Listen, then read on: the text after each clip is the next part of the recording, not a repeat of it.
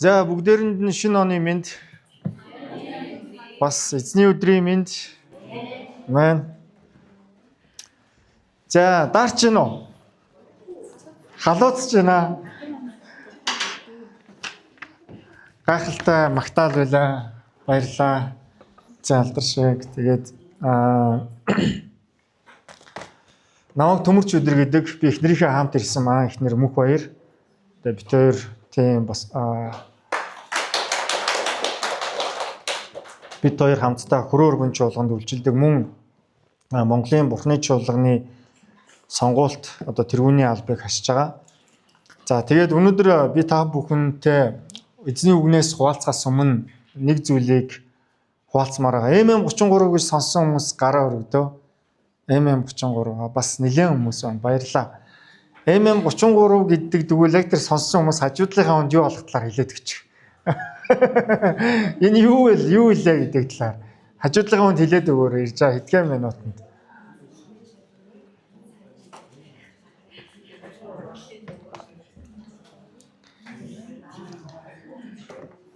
За MM33 гэдэг нь Дэлхийн Бурхны чуулган 2033 он гэхэд сая чуулган тарина гэсэн ийм одоо алсын хараа байж байгаа.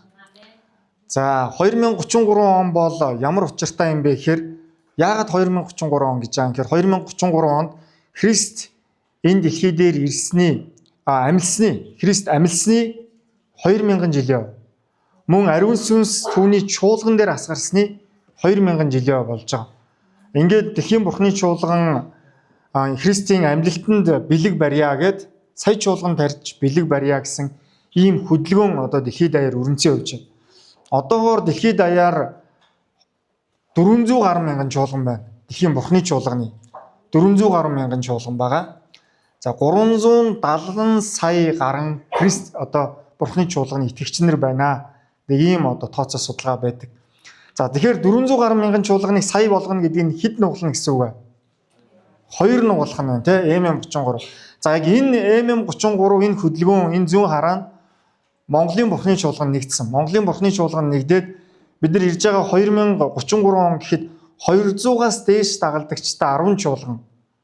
50-аас дээш одоо тогтмол нэм гарагт 50-аас дээш дагалдагч чуулдаг, цугладаг 30 чуулгантай болно. Соёл дамнсан буюу хил одоо дамж явсан улс үндэстнүүд рүү илгээгдсэн бүтэн цагийн 10 илгээлтийн эцдийг илгээнэ гэсэн ийм одоо бид нэр зорилт тавиан ажиллаж байгаа.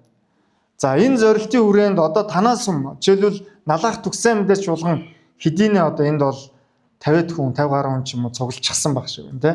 Тэгэхээр танаа чуулганд бол 200 болох ийм одоо амлалт оногдож байна гэсэн үг амин. Ажлынхаа хүнд итгэж гин үгээ асуудаа. Амен.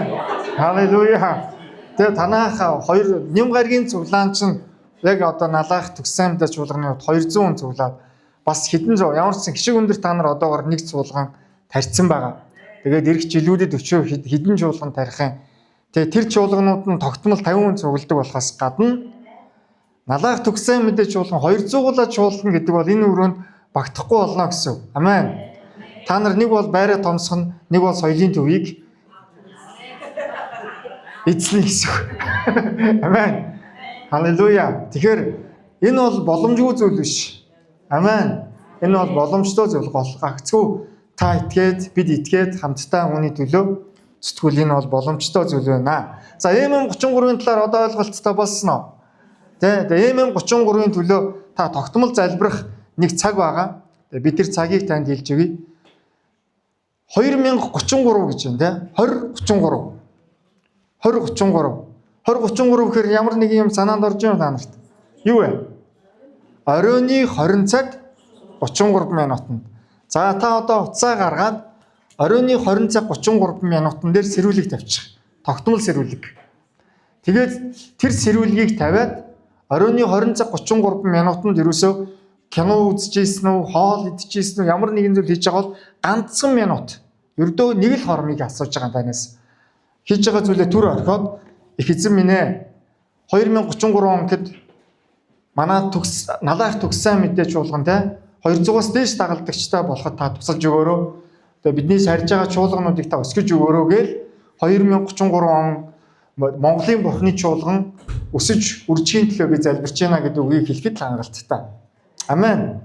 8 цаг 33 минут. Орой болгон 8 цаг 33 минутанд залбирахад хангалттай байна. За бүгдээрээ хамтдаа одоо эзний үг рүү орцгоё.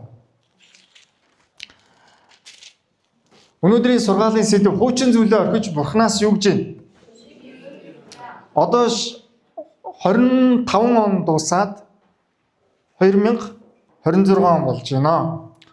2026 он. Цаг хугацаа маш хурдтай өнгөрч ийм удирдлага баг байдаг. Хэлээ явчих уу? За окей. За тэгэхээр бид нэр 2026 онд эзнээс шинэ өрөөл, шинэ сэтгэлгээ, шинэ санаа, шинэ зүн хараа, ариун сүнсний шинэ тослогоог бид нараас хүлээж авах хэрэгтэй. Итгэгчид хуучнаа орхиж Бурханаас шинэ өрөөлийг хүлээн авахд зүрх сэтгэлээ бэлтгэцгээе. Энэ сургаалын гол санаа бол ийм зүйл байна. Бүгдээрээ хамтдаа Библийн Лук номны 5-ын 27-оос 32 дугаар ишлэгийг харъя. Лук номны 5-ын 27-оос 32 дугаар ишлэл дараагийн слайд байна. За Библиэд Библиэнэгээд Библигүүн энэ хэлэгцэн дээр гарч байгааг бас харч болно. Хамтдаа энэ ишлэгийг дуудъя. Лук номны 5-ын 27-оос. Дараа нь тэр гарч явсан татврын газар суух татвар хураагч Лев гэгч хүнийг хараад намайг даг гэж түүнд хэлэхэд тэр бүхнээ орхин босож түүнийг даглаа. Есүс зориулж Лев гэртээ том цайллах хийв. Тэнд татвар хураагчид олноороо бас өөр олон хүний хамт тэдэнтэй ширээн тухлан сууж байжээ. Фарисеучуд тэдний хуулийн багш нар түүний шавнарт дургуутсан.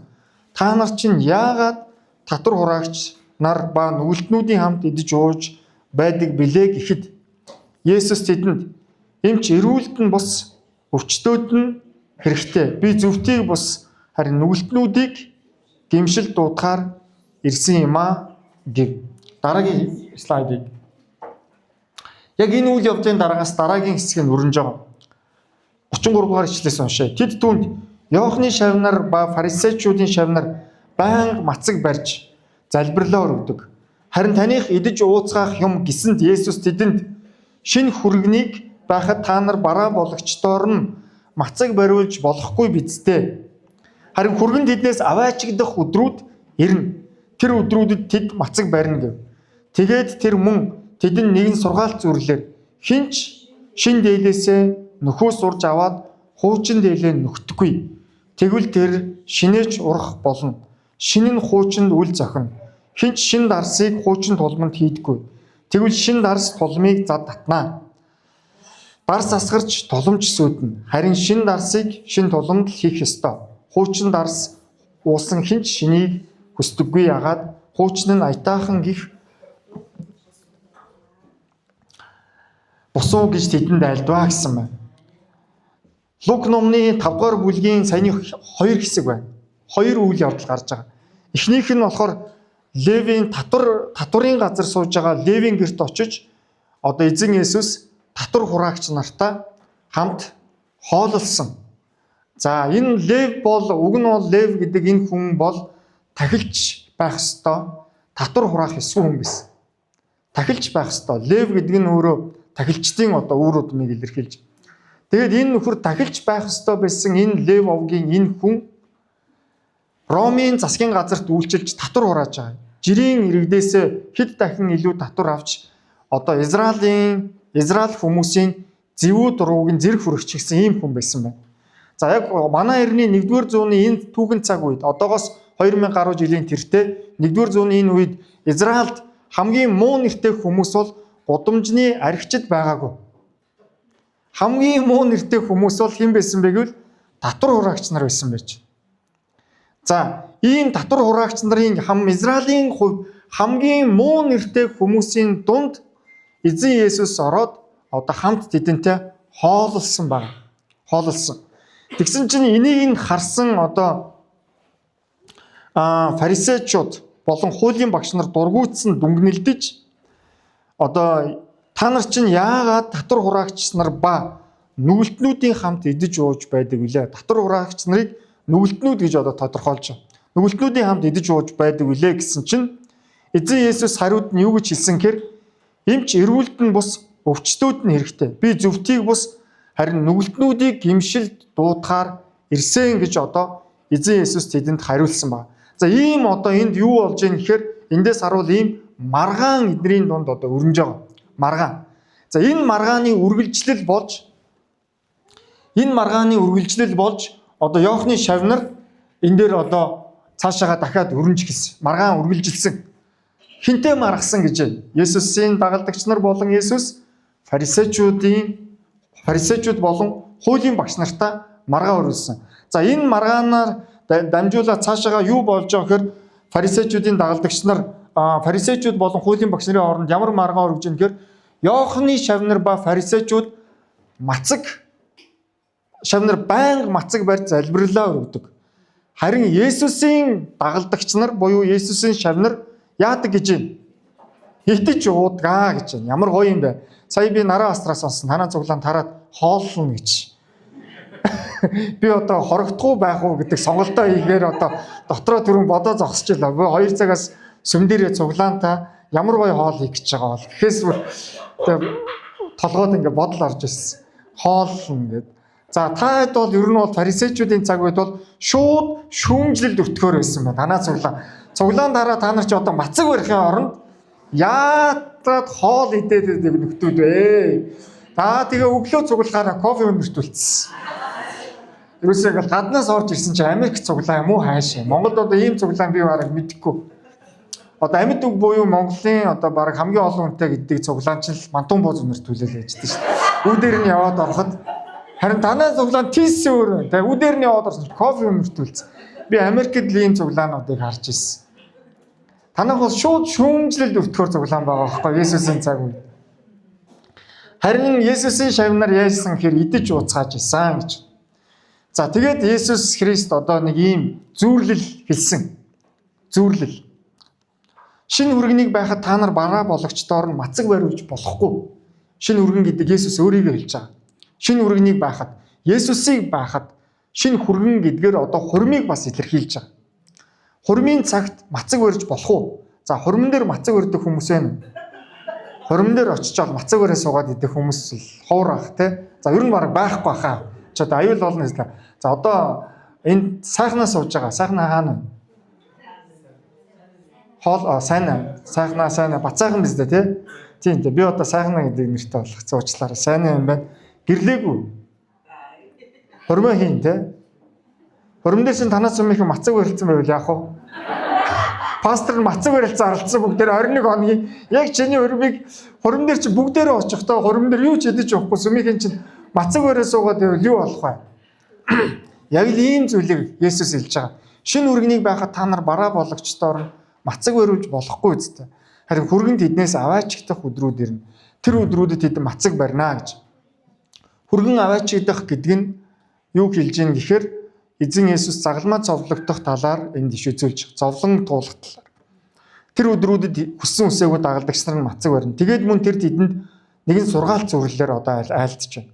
Хинч дээлээсээ нөхөөс сурж аваад хуучин дээлээ нөхдөхгүй. Хинч шин дээлээсээ нөхөөс сурж аваад хуучин дээлээ нөхдөхгүй.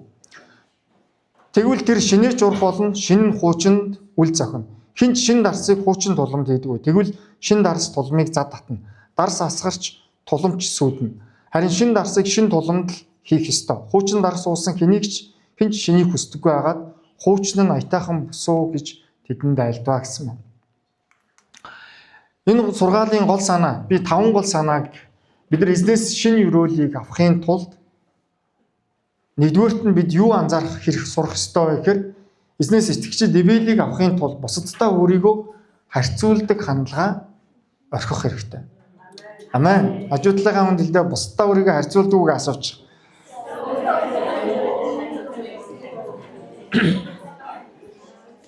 За, яг үннийг хэлэхэд би ч өөрийгөө бусдаа харьцуулдаг.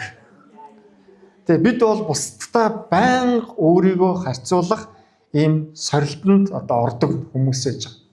Энэ бол ерөөсөө хүний төрлөх одоо чанаруудын нэг нь. Фарисеучуд хийж байгаа зүйл нь юу байна гэхээр эдгээр мацаг барьдгүй талаар харьцуулалт үүссэн. Мосегийн хуулиар бол заавал мацаг барих өдөр гэж байдаг. Лев номны 16-гийн 29 дээр цагаатгалын мацаг гэж ийм мацгийг барьдаг гэсэн эднэр. Дээрээс нь фарисеучуд 7 хоногт 2 удаа мацаг барьдаг талаар Лук номны 8-ийн 18-12 дээр одоо үйлсэн ба. 7 хоногт 2 удаа эдгээр бүр өөрсдөө шинэ төрлийн мацаг барилтыг нэмээд оруулсан. За ингээд мацаг барилтыг хийдэг. За одоо жишээлбэл зарим газар чуулганууд налах төгсөн мэдээ ямар байдгийг мэдэхгүй. Ялангуяа пресбитериан чуулганууд эзний амьлсан баяраар одоо 7 хоног мацаг барьдаг. Угтаж зовлонгийн 7 хоног гэж зовлонгийн 7 хоногийн туршид одоо мацаг баримж гэдэг юм уу. Ийм мацаг барилтуудыг эдгээр ингээ бий болгоцсон. За цагаатгалын мацаг барилт ч гэдэг юм уу фарисеучуудын 7 хоногт 2 мацаг барьдаг. Ийм мацаг барилтыг фарисеучуд бий болгосон байна.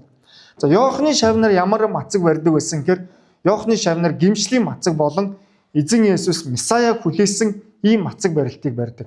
Мацаг барилт гэхээр та нар ойлгож байгаа юм шүү дээ, тий? Хоол хорж залбирах талаар ярьж байгаа. Тэгэхээр иймээс мацаг барилт нь хувь хүний одоо сүсэг бишрлийн хэмжүүр, шашны үнэнч байдлын одоо шалгуур болчихсон байсан. 1-р зууны яг энэ цаг үе. Тэгээд фарисеучуудын шавнаар бид мацаг барьдаг, бид одоо залбирдаг гэж залбирал хийдгээр өөрсдийгөө хэмжиж байна. Шашны хэмжүүр болчихсон ийм цаг үед эдгээр одоо Есүс Христтэй маргалдаж байгаа. Танаа шавнар чинь мацаг барихгүй харин идэж ууцгах юм аа. Бүр идэж уухдаа нүгэлтнүүдтэй суугаад идэж ууцгах юм аа гэдэг ийм одоо харьцуулалтыг хийсэн. Тэгс уг нь бол аврагч эзэн Месая Христ Есүс хэдийнэ тэдний дунд ирчихсэн байна. Фарисеучуд уг нь эзэн Есүсийг аврагч эзэн Месая гэдгийг таньсан бол мацаг барилтын талаар зарах хийхээс илүүгээр Есүсийн шавнартаа зэрэгчд суугаад найрлах байсан. Амен. Яагаад гэвэл фарисеучуд ч гэсэн Месаяг хүлээж байгаа. Тэдний хүлээж байсан Месая буюу аврагч эзэн Христ аль хэзээний тэдний дунд ирсэн байна. Шинэ хүргэн ирчихсэн. Амен. Хурмын найр болох ёстой. Тэгсэн чинь шинэ хүргэнээ танихгүйгээр фарисеучуудын хийж байгаа зүйл нь юу вэ гэвэл шинэ хүргэнээ ирээсээгээ мацаглан залбирч байна. Тэгээд дээрэс нь бүр ингээд маш олон хуулийн ёс жаяг дотор баригдчихсан. Ийм одоо цаг үед байж байгаа. Тэгвэл бид ямар вэ? Бид ч бас ингэж боддгоо. Заримдаа бид нар өөрсдийгөө шашны дэг жаягт хүлэх хандлагатай байдаг. Би тогтмол чуулганд явдаг. Би мацаг барьдаг. Би залбирдаг. Мэдээж эдгээр нь тогтмол чуулганд явах нь буруу биш. Мацаг барих нь буруу биш. Залбирх нь буруу биш. Гэхдээ энэ нь илүү юу дутуу юу гэдэг хандлагыг эзэн Есүс тоншоод байгаа. Илүү юу дутуу юу? Би сайхнаагаас илүү мацаг барьдаг. Сайхнаа тогооч нэм гариг болгон тэр дээхий пастор цуглаанаа тараал юу лээ хичээлээ тараал тэнд тэ гал тогоонцтой тансаг бялуу иддэг. Тэгээс харин би тэнд мацаг барьж байгаа. Тэ? Би мацаг бариад байхад сайхнаа өстой тэнд бялуу хийгээл бялуу идэл явж байна. Тэгээ ингээд харьцуулалт үүссэн. Асуулт нь гол хэлэх гээд байгаа санаа нь юу вэ? Би Христтэй амьд харилцаатай байна уу? Эсвэл зөвхөн итгэл сүсийн хэлбэрийг дагаж байна уу гэдгээ би анзаарах хэрэгтэй. Амен. Би Есүстэй жинхэнэ амьд харилцаатай байна уу үгүй юу? Эсвэл би мацаг барилт нь, чуулганд явалт нь, залбирал нь зүгээр л зан үйл байна уу? Хэрвээ таны энэ зүгээр зан үйл болж байгаа бол бид нар анзаарах хэрэгтэй. Хоёрдугаарт нь бидний хоёрдугаарт харах ёстой зүйл юу вэ гэхээр эзнээс Севелийг хүлээж авахын тулд Есүсийг бид амьдралдаа урьж оруулах хэрэгтэй. Амен. Өнөөдөр энд Есүст итгээгүй хүмүүс байгаа бол Есүсийг хараахан амьдралдаа урьж оруулаагүй хүмүүс бий бол энийг анзаарах ёстой.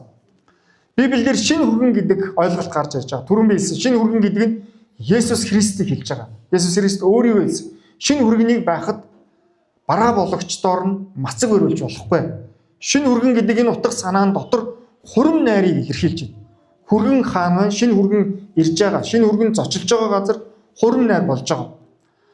За мөн шинэ хүргэн гэдгээр Есүс Христийн оршихуйг илэрхийлж байгаа. Есүс Христ өөрөө тэнд байна. Энэгээр яг теологийн хувьд юу гэж хэлдэг вэ гэвэл эскатологийн цаг үе гэж хэлж байгаа. Есүс Христ ирсэн. Есүс Христ энэ дэлхийгээс яваад Есүс Христ буцаж ирэх тэр цаг үеийг эскатологийн цаг үе гэж хэлдэг. Есүс Христийн ирэх хэрэг гэж хэлж байгаа нэг монголоор. Есүс Христ ирээд энэ дэлхийгээс яваад буцаж ирэх тэр цаг үеийг эскатологийн цаг үе. Гэтэл шинэ хүргэний оршихуй буюу Есүс Христ ирсэн байхад фарисеучуд аврагч эзэн ирснийг мэдэхгүй тэд нар зан үйл уламжлалаа үйлцээр байсан. Шинэ хүргэн аваач гэдэг өдрүүд гэдэг нь юу хэлж байгаа вэ гэхээр энэ зовлонгийн загалмайн үхлийн талаар илэрхийлж байгаа. Зовлон Есүс Христ туулах талаар. Тэгэхээр эзнээс ивэли хоёр дахь нь хүргэн байхад мацаг барина гэж юу гэдэг асуулт Библиэлд гарч ирж байгаа. Есүс Христ хүргэн байхад мацаг барих уу? Түрүүн би хэлсэн. Сайхнагийн хөрөм дээр очиод налах тугсаа мэдээгийнхэн бөөнөрөө мацаг барилт зарлцсан 21 хоногийн. Бүр 21 хоногийн мацаг шүү. Бүр ямар ч найраа байхгүй сайхнаа. Чиний хөрмийг хойшлуулад ч урагшлуулад ч нэмэргүй 21 хоног дахиад хойшлуулах ажил гарах. Хөрмөн дээр за сайхнагийн нэрийг дурдаад байгаа нь гайгүй өстэй сайхнаа тий. Жишээ болгож байгаа. Сайхнаа ганц таньдаг хамгийн миний энэ дундаас Оги байгаа. Оги ч юм болохоор хөргөн болох болц аль үжээ чи гэрэлцсэн байхгүй. Тий. За тэгэхээр хөргөн байхад мацаг барина гэж юу? Хөргөн байхад мацаг барих ёсгүй. Есүс Христийг байхад Есүс Христийн баяр хөөр, амар тайван, Есүс Христийн ивэл өрөөл дотор бид алхах хэрэгтэй байж байгаа. Есүс итгэлийг гуниг дарамт мэд гэж харах ойлголтыг энд нцааж байна. Христэд итгэх итгэлийг гуниг дарамт мэд гэж харах ойлголтыг эзэн Есүс нцааж байгаа. Тэгвэл энднээс бидний ойлгох ёстой зүйл юу вэ? Фарисей бүлгийнхэн бол ерөөсөө бүх юмыг хуульчилсан байсан. Бүх юмыг хуулиар хуульчилж ёс заншил болгон хийж ирсэн. Эндээс бидний ойлгох ёстой зүйл юу байна гэхээр зарим итгэгчид итгэлийг үргэлж хатуу баяр баясгалангүй болгодог. Тэгээ бурхан дандаа шаардлага тавьдаг бурхан мэтэр ойлгодог. Түрүүн энд магтаалд дуулж байгаа охин бурханы талаар гайхалтай тодорхойлолтуудыг хэлсэн. Бурхан үргэлж уучилдаг, бурхан өршөөдөг, бурхан нэгүүлсдэг, бурханы хайр бол тэвэр дүүрэн хайр гэдэг үгийг илэрхийлсэн. Надад яг тэр үг миний чихэнд маш тод үлдсэн. Бурханы хайрыг маш гоё монгол үгээр илэрхийлсэн. Тэвэр дүүрэн хайраар биднийг тэнж яваад буцаад ирэхэд. За би тэнж гэдгийг нэмж хэлж байгаа шүү. За ахлагч бол тэнж гэж хэлээгүй. Ямар ч байсан эргээд ирэхэд та намайг тэвэр дүүрэн хайраар хүлээж авдаг бурхан. Бурхан биднийг тэвэр дүүрэн хайраар хүлээж авдаг. Амен. Тэр тэвэр дүүрэн хайраар хүлээж авдаг бурхан. Тэр бол биднэрт ташуур барьчаад холдож яваад эргээд гимшээд ирэхэд маань ташуур барьчаад угтдаггүй. Харин төрсөн хүүгийн сургаалт үлгэрийг санаж байгаа. Хүүгээ ирэхэд аав нь юу хийлээ? Алдагдсан хүү минь олдсон. Өгсөн гэж бодож исэн хүмүүс амьд сэрүүнээр эргээд ирлээ. Тарган тугал нудалж найр хийя гэдэг бурхан. Амен. Тэр бол хатуу ширүүн бурхан биш. Харин тэр бол уянрал нэгүслэр элбэг хангалуун бурхан юм. Амен. Тийм учраас Библиэлд эзнээс үнэн нь юу вэ? Христтэй хамт байх амьдрал бол хатуу ширүүн амьдрал биш. Харин Христтэй хамт байх амьдрал бол уучлалт, чөлөөлөлт, найдвар, баяр хөөргийг бидний амьдралд бэлхэм дүүрнээр авчирдаг тэр амьдрал. Амен. Хажуудлагаанаас хэлээ. Христтэй хамт байх амьдрал бол бэлхэм дүүрэн баяр хөөр юм аа гэж.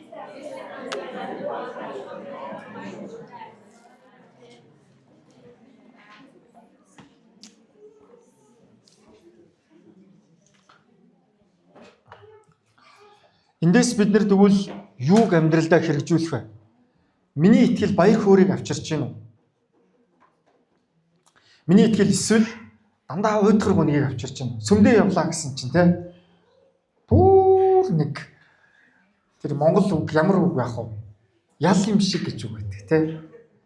Нэм гаргийн өглөө ерөөсөө нэг юм ял юм шиг болцсон тийм байдгүй. Эсвэл та цуглаандаа ирэхэд асар баяр хөөртэй ирдэг.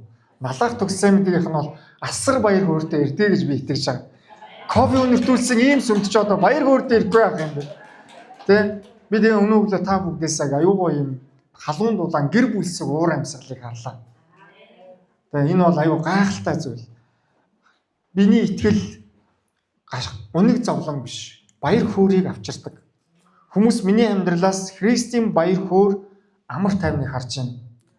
Налаах төгссөн мэдээ чуулганы итгэгч. Юус инээмсгэлсэн хүмүүс. Тэгээ баяр хөөртэй хүмүүс орж ирээд яг энэ өргөөнөөс эзний баяр хөөргийг, эзний амар тайвныг мэдрээд гардаг. Амен. Энэ бол тийм учраас би танд хэлье. Есүс Христэд хараахантай итгэж амжаагүй байгаа бол тэвэр дүүрэн хайраар хүлээж авдаг. Амар тайван баяр хөөргийг бэлгаадаг тэр эзнийг өөрийнхөө амьдрал урьж оруулаарай гэж хүсэж байна. Гуравдугаарт нь итгэгчид эзнээс эвэлийг хүлээж авахын тулд итгэл сүсгийн зан үйл нь Есүс рүү чиглүүлж буг анхаарах хэрэгтэй. Есүс Христ мацаг барилтыг үүсгээгүй. Харин хизээ ямар зорилгоор гэдгээ зөв тодорхойлж хэрэгжүүлж сурах хэрэгтэй талаар ярьж байгаа. Ямар зорилгоор хизээ энийг хийхээ бид нар маш анхааралтай байх ёстой. Есүсийн оршихуй байхад баяр хөөр түрүүн биелсэн. Баяр хөөр болж байгаа газар мацаг барих шаардлагагүй. Гэдэг нь чуулган мацаг барихгүй гэсэн үг биш. Мацаг барих өдрүүд бидний амьдрал аяндаа ирнэ. Хизээ мацаг барих уу гэдгээ бид нар маш тодорхой болгох хэрэгтэй. Цагаан сараар мацаг барилт харуул яах вэ? Цагаан сараар 7 хоног мацаг барьсан. Яг Монгол хүмүүс бол энийг юу гэж үзэх вэ? Яг Монгол уламжлал энэ нэг таагүй хамтан те. Энэ ямар буруу номтон бэ л гэж хэлэх бах те. Эсвэл ямар муу ёрын юм бэ л гэж үзнэ. Яг Монгол ахуйд бол ингэж хандна. Гэтэл бид нар Монгол хүмүүсийн Христ итгэлийг өөрөмсүүлэх үүрэг хариуцлага өнөөдөр бидний өмнө байгаа. Өөрөмсүүлэх, нутагшуулах гэж ярьдаг. Өөрөмсүүлэх. Энэ үүрэг хариуцлагын хүрээнд бид нар итгэл сүсгийн зан үлийг хизээ яаж хийх вэ гэдгээ үргэлж мэдрэмжтэй байх хэрэгтэй байдаг. Амен. Өнөөдөр цуглаандаа ирэхдээ та нар Монгол дээл өмсөж ирдэг гэдгийг би сонслоо. Би Огийг Монгол дээл өмсөө явахаар гайхаад чи даарсан юм уу гэж бодохгүй юу? Чи дараад байгаа юм уу гэсэн чинь юм хэлээгүй энэ яваад гисэн. Тэгсэн чинь нараа пастор надад тайллыг хэлсэн. Херменевтик явагдсан тийм. Библийн тайлал нь юу гэсэн бэ гэвэл нэм гаргийн өглөө нэм гарагт ирэхдээ манай цуглааныхаа хамгийн гоё хувцас өмсөж ирд юм аа. Тэгээ би бас үндэсний хувцас өмсөж ир гэж хэлдэг. Тэгэд Огийн маань үндэсний хувцас өмсөж ирсэн байгаа. Инээс Огийн надаа юу ч хэлээгүй. Би болохоор Огийг юу гэж хөрвүүлж ойлгосон гэхээр энэ Огийн даараад байгаа юм байна гэж хөрвүүлж ойлгосон. Харин тайллын надад нараа пастор хэлсэн Огийн гоё хувцас өмсөж ирсэн байгаа нэмээс. Амен. Халелуя. За тэгэхээр бид нар бас л хүмүүст яаж уншигдах нь вэ? Би болохоор Огийг яаж уншсан? Даарчихсан байна гэж уншсан. Тэгсэн чинь Огийн гоё хувцас өмссөн байсан. Би бүр шал буруу хөрвүүлсэн явж байгаа юм. Тэгэхээр бид нар итгэл сүсгийн зан үйлч гэсэн хүмүүст янз бүр уншигддаг. Янз бүр уншигдана. Тийм учраас бид нар итгэл сүсгийн зан үйлийг хийхдээ өөрөмсүүлэх гэдэг зүйлийг бид нар маш чухал болгож хийх хэрэгтэй. Би нэг зүйлийг ажигладаг. Солонгос улс итгэл сүсгийн зан үйлийг яг өөрийнхөө ахуй соёл маш гайхалтайгаар өөрөмсөлсөн үндэстэн гэж би өөртөө боддог. Бид нар бол Солонгос биш. Бид нар Америкууд биш. Бид нар монголчууд. Тэгэхээр монголчууд учраас бид ч мөн итгэл сүсгийн зан үйлийг өөрөмсүүлж сурах хэрэгтэй байж байгаа. Амен. Тэгэхээр энэ дээр бид юуг ойлгох вэ? Мацаг барих нь Бурхныг аргадах хэрэгсэл биш гэдгийг бид ойлгох хэрэгтэй. Харин мацаг барилт бол гэмшил, Бурхныг илүү гүн хайх, чухал шийдвэрийн өмнө төвлөрөх цаг байж байгаа. Чухал шийдвэрийн өмнө төвлөрөх цаг. Тэгэхээр хизээ би чухал шийдвэрүүд гаргах гэж байна. Хизээ би Бурхныг илүү гүн хайх гэж юм гэдгээ цаг улирлаа бид өөрсдөө анзаарч сурах хэрэгтэй амин. Жишээлбэл амилсны баяраар зовлонгийн 7 хоногоор одоо мацаглан залбирч байгаа нь өөрөө сайн зүйл гэж би өвдө бодож байгаа. Энэ бол Монгол чуулганд өөрөмсөлөлтийн хувьд энэ сайн зүйл, хийх ёстой зүйл. Магадгүй Монгол чуулган зарим анзаарахгүйгээр цагаан сарын өдрүүдийг анзааралгүйгээр 21 хоногийн мацаг барилцаар л энэ нь юу вэ? Тийм сайн зүйл биш байж болох юм. Тэ? Гэх мэтчлэн бид нар ингээд хизээ хаана яаж итгэл сүсгийн зан үйлийг өөрөмсөлөх вэ гэдгээ анзаарч сурах хэрэгтэй. Дөрөвдүгээрт нь бидний хувьд би мацаг барьж байна уу эсвэл зүгээр ёс гүйцэтгэж байна уу гэдгийг анзаар.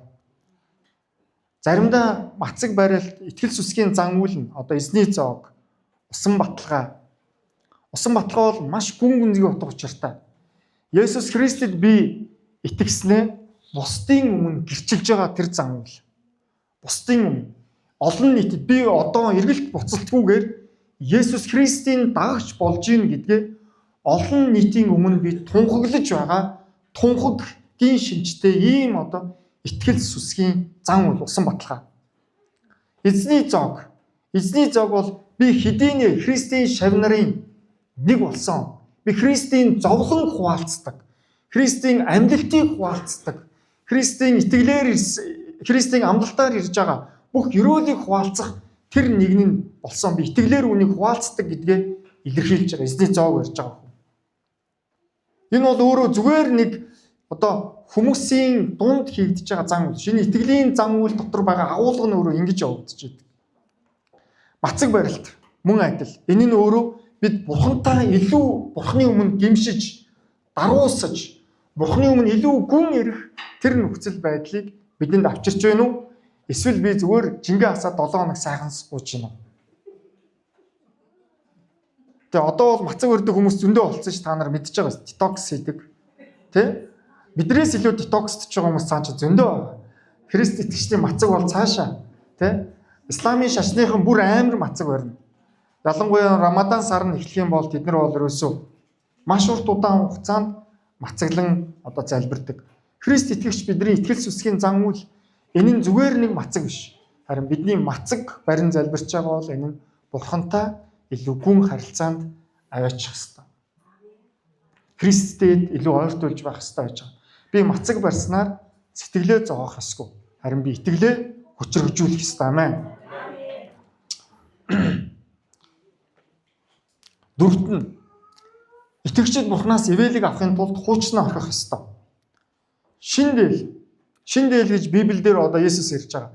Шин хүргэний талаар ярьсны дараагаар одоо шин дээл, шин дарс, шин тулмны талаар, хуучин тулмны талаар Есүс ярьсан. Сургаалт үлгэр. Шин дээл, хуучин дээл нь евдээзэн болон Христ итгэлийн зөрчилдөөнийг илэрхийлж байгаа.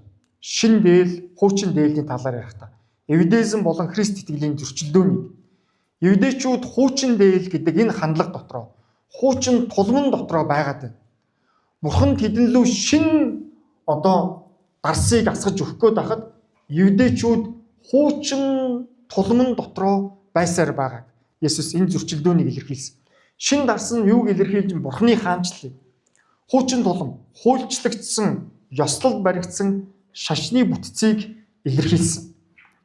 Евдээчүүд өөрсдийнхөө хуульчлагдсан шашны бүтэц дотроо баригдсан байж байгаа.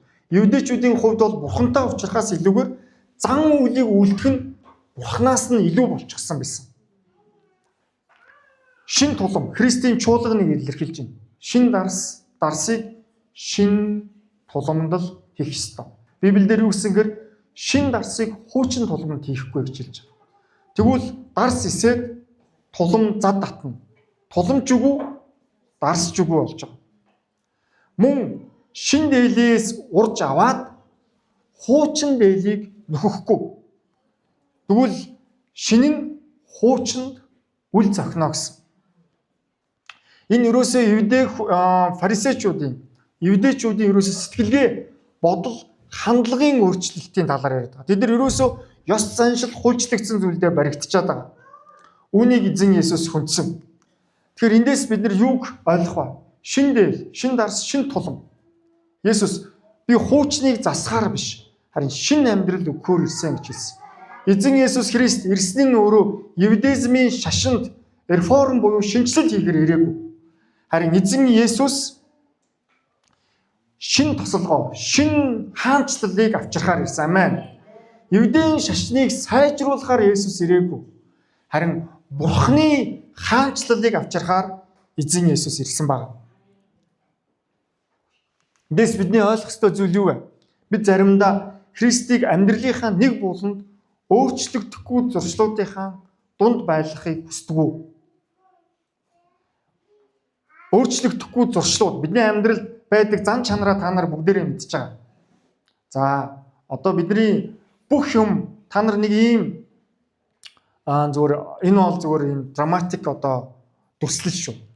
Нэг залуу өөд болоод тэгээд Тэнгэрийн улсад очсон. Тэнгэрийн улсад очсон чинь тэр залуугийн файл байна гинэ. Ерөөсөн ингээд маш их файлууд. Файл буюу тэр залуугийн амьдралын одоо түүхүүд байна. Тэгэл гаргаж ирсэн чи ерөөсөө цуглаандаа үйлчлдэг нь, мацаглан залбиралдаг нь, өргөлөө өргөдгөлг нь, сайн мэдээ хуваалцдаг нь, үйлчлдэг нь ерөөсөө те найс нөхдөдтэй маш үлгэр жишээ да гэл ингээл явж чад.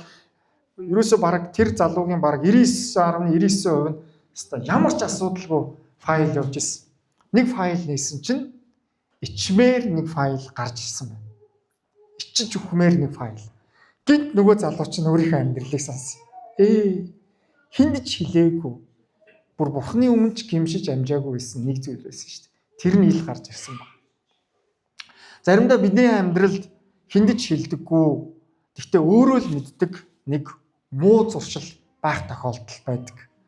Хэрвээ тийм зүйл байгаа бол эртхэн шиг эзний өмнө авчирч ил гаргаж гимшээр амин. 26 он шинэ он гарч байна. 25 онтоо хуучин үлдэж байгаадаа хуучин тэр гэмт муу зуршлуудаа бүгдээрийн эзэн Есүсийн өмнө гимшиж үлдээх болтугай амин. Христ миний амьдралыг бүхэлд нь өөрчилж байна уу? Эсвэл түүнийг өөртөө та тааруулж байна уу? Христ таныг хаанчилж байна уу? Эсвэл та Есүсийг өөрийнхөө амьдралд хэрэглэж байна уу? Энэ хоёр өөр зүйл. Есүс таныг хаанчлах, эсвэл Есүсийг та өөрийнхөө амьдралд хэрэглэх. Энэ маш энгийн зүйл байгаа. Есүсийг өөрийнхөө амьдралд хэрэглэх гэдэг нь нэм гаргийн цуглаанд ирчээд ямар ч өөрчлөлт байхгүйгээр хичээлдээ очиж суугаад хуулахыг хэлнэ. Шалгалт өгтөө хажуудлагаанаас найз руугаа нэг тохиолцсон хуулуулчаач. Энэ бол өөрчлөгдөөгүй амьдрал. Есүс таныг хаанчлахгүй байна гэсэн. Харин Есүс таныг хаанчлна гэдэг нь юу хэлж гэнэ вэ гэвэл та хуулахгүйгээр шударгаар хамгийн сайнаар хичээлээ хийх хэлж байгаа. Тэгээд хуулахгүй тулд юу их ёстой вэ? Хичээлийнхээ тарсан цаг болгоно хичээлийн утас ухдаг цагаараа бэлдэж суухыг хэлж байгаа мэн. Энэ бол Есүс таныг хаанчлана гэсэн. Есүс биднийг хаанчлна гэдэг нь юу хэлж байгаа юм бэ? Өөрийнхөө амьдралд гэртээ очиод яг байдаг харин шинг маань Есүс харж байгаа гэдэгт бид итгэнэ. Сүмийнхэн намайг хараагүй, харин Есүс намайг харж байгаа. Бүх цаг үед Есүс намайг харж байгаа гэдэгт итгэж амьдралаа түүгээр удирдуулна гэсэн. Есүс таны амьдралыг хаанчилж байна уу?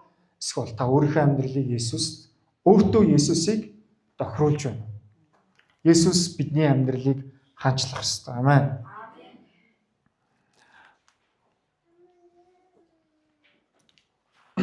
Итгэл бол хуучин амьдралтайгаа холих тухай биш. Итгэл бол шинэ амьдралын эхлэл. Амен. 1-р Коринтын 5:17 дээр хэрв хэн нэгэн хүн Христ дотор байвал харагтун тэр шинэ бүтээл мөн гэж хэлсэн. 5-дугаарт нь шин дарс ариун сүнсийн амьдрал, ариун сүнсийн оршихуйг, ариун сүнсийн тослогоог бидний амьдрал биелэгдэж байгаа. Шин тулам нь уян хатан даруй суралцахад бэлэн зүрх-сэтгэлийн талаар ярьж байна. Шин дарсыг шин тулманд хийдэг. Энд шин тулам, хуучин тулам хоёр харагдаж байгаа. Тулам гэдэг ийм зүйл байсан. Одоо ч гэсэн энэ ойролт орнодод хөдөөхээр явахдаа энийг бол хэрэгэлдэг. Манайд бас хуучин цагт тулам бол хэрэгэлдэг байсан. Ус хийж авч явдаг. Тэгээ дээхэн үед одоо бол ийм зүйл хэрэглэхэ болсон баг. Дээхэн үед бол хэрэгэлдэг байсан. Тэгэхээр шин дарсыг шин тулманд хийн. Ариун сүнсний шин тосолгоог хүлээж авахын тулд бид нар шин зүрх сэтгэлтэй, шин хандлагатай, шин сэтгэлгээтэй байх ёстой. Амен. Бид эндээс юуг ойлгох ёстой? Хэрвээ бид бардам, би аль хэдийн мэднэ, манайхан ингэж л ирсэн гэсэн хатуу байр суурьтай байвал Бурхны шин ажлыг харах боломжгүй. Бидний амьдралдаа хэрэгжүүлэх ёстой зүйл маань юу вэ? Өдөр бүр зүрх сэтгэлээ Бурханд нээ. Өөрчлөгдөхөөс бүү. Ариун сүнсний өдөрдмжид мэдрэг бай. Ариун сүнсний өдөрдмжинд мэдрэг бай. Ариун сүнсний хэлж байгаа зүйлд үргэлж нээлттэй баймаа. Ариун сүнс хизээч махан биеийн хүслийн дагуу ярьдаггүй. Харин тэр сүнсний эцгийн хүслийн дагуу биднэрт үйлддэг. Библиэлд Ром номон дээр юу гэж хэлсэн байдаг гэхээр сүнс бол махан биеийн эсрэг байдаг. Махан бие бол сүнсний эсрэг байдаг талаар ярьж байгаа. Тэгэхээр махан ариун сүнс хизээч бидний гэмт хүслийг өөгшүүлэхээр ярьдаггүй. Төгсгөлд нь итгэгчид Бурханаас ивэлийг авахын тулд хуучин нь аятайхан гих өрхнээс болгоомжлох хэрэгтэй. Хуучин нь аятайхан. Хуучин нь аятайхан гих босуу гэж одоо Есүс хэлж байгаа. Заримдаа бидний амьдралд байдаг өрх Бурхан бидний амьдралд шин зүйлийг хийх гэж байхад хуучин нь аятайхан гэдэг хандлагаасаа бид салж чаддгүй. Амен. Налах төгсөн мэдээ 200-аас дээш чуулгантай тийм сүм болох бүрэн потенциалтай сүм. Амен. Ийм потенциалтай. Гэхдээ магадгүй эзэн энээс өөр шин байр гэвэл яах вэ? Шин байр шүү бүр. Соёлын төвийг түрээслэх биш. Тэр бол дэндүү жижиг асуудал. Соёлын төв түрээслэх үнэн жижиг асуудал.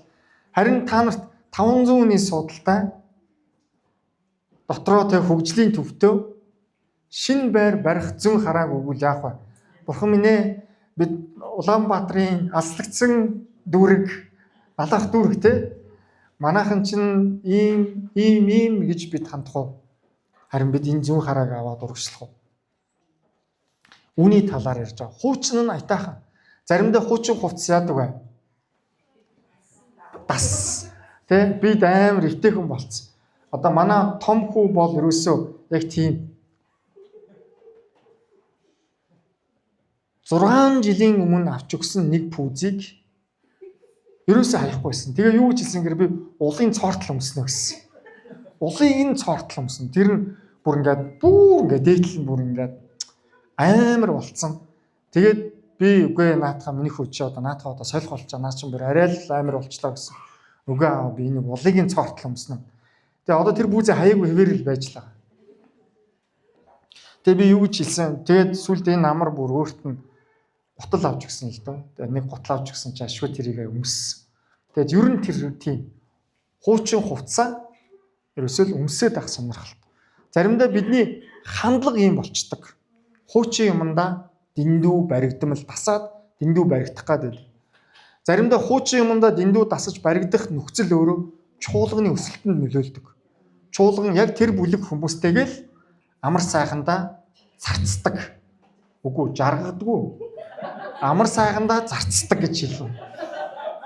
Амар сайхандаа жаргана гэж бас аятайхан үг хэлчих гээд байна. Амар сайхандаа зарцдаг.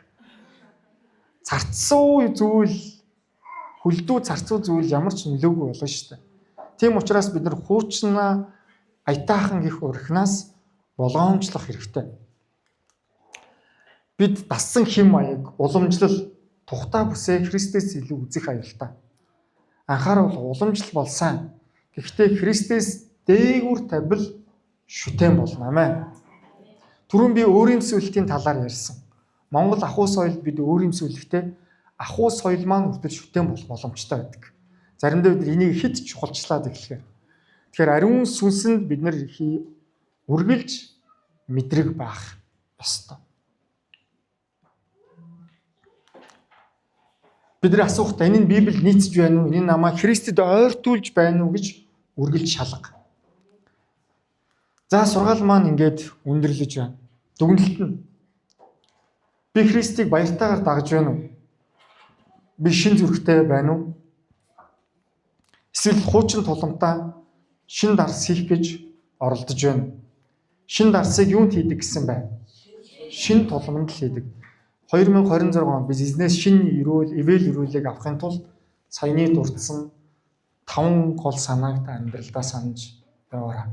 Бүгдээ хамтдаа эзний өмнө ирээд залбирцгаая. Халелуя Иесус. Таны нэгүсэлд бид талархаж байна. Танд баярлалаа эзэн. Таны өрөөл ивэлд талархаж байна. Бүх алдар магтаал бүх хүндэтгэлийг танд өргөе. Халелуя.